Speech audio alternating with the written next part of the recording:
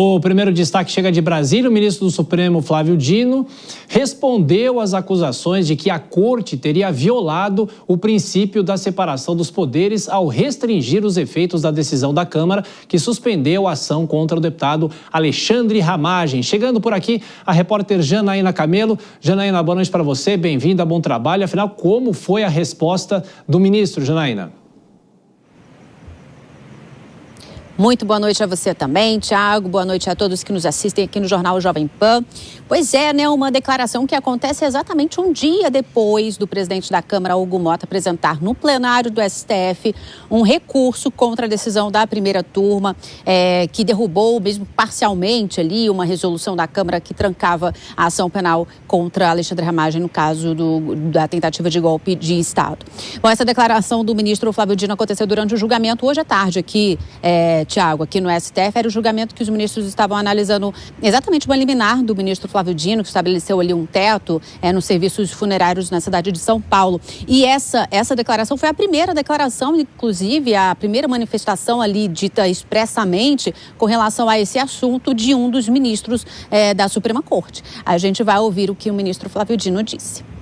Esses dias, a primeira turma, presidida pelo ministro Zanin, em tema relatado pelo eminente ministro Alexandre de Moraes, se defrontou com esta ideia de que a separação de poderes impediria a primeira turma de se pronunciar sobre uma decisão da Câmara. Ora, da Câmara dos Deputados.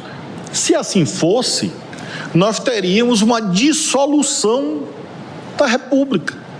Porque aí cada poder e cada ente federado faz a sua bandeira, o seu hino, emite a sua moeda e aí, supostamente, se atende à separação de poderes. Agora, Tiago, tecnicamente não seria possível esse recurso apresentado pelo presidente Hugo Mota aqui no STF ser levado adiante, porque o regimento do STF determina que cada colegiado, cada decisão é soberana de cada colegiado, independente de qual seja, ou a primeira turma, ou a segunda turma, ou o plenário dos 11 ministros.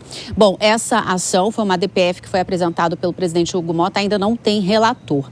Agora, o presidente do STF, o presidente ministro Luiz Roberto Barroso, ele comentou esse assunto mais cedo. Ele está em Nova York junto com outras autoridades, inclusive junto com o Hugo Mota, e ele disse que não há nenhum atrito entre o Poder Judiciário e o Legislativo, disse que vai cuidar disso assim que chegar ao Brasil. Ele chega no final de semana aqui. Hugo Mota também foi questionado por jornalistas sobre esse recurso apresentado aqui ao STF e ele disse exatamente o seguinte, Tiago, ele disse que é direito de um poder que tem uma decisão desfeita por outro poder recorrer para que o plenário desse outro poder possa tomar a decisão e não apenas a turma, ainda mais em um julgamento virtual. Tiago. É isso, um conflito entre os poderes. Janaína Camelo, você volta daqui a pouquinho aqui ao Jornal Jovem Pan. Vou chamar já os nossos comentaristas, começando aqui pelo Cristiano Vilela, no nosso telão. Vilela, boa noite para você, bem-vindo. E mais uma vez a gente tem uma resposta do Supremo em relação à decisão da Câmara dos Deputados. Afinal, quando os ministros se posicionam, como é que fica esse contato com os parlamentares? Bem-vindo, bom trabalho. Tiago, uma ótima noite a você, ao Kobayashi, a todos que acompanham o Jornal Jovem Pan.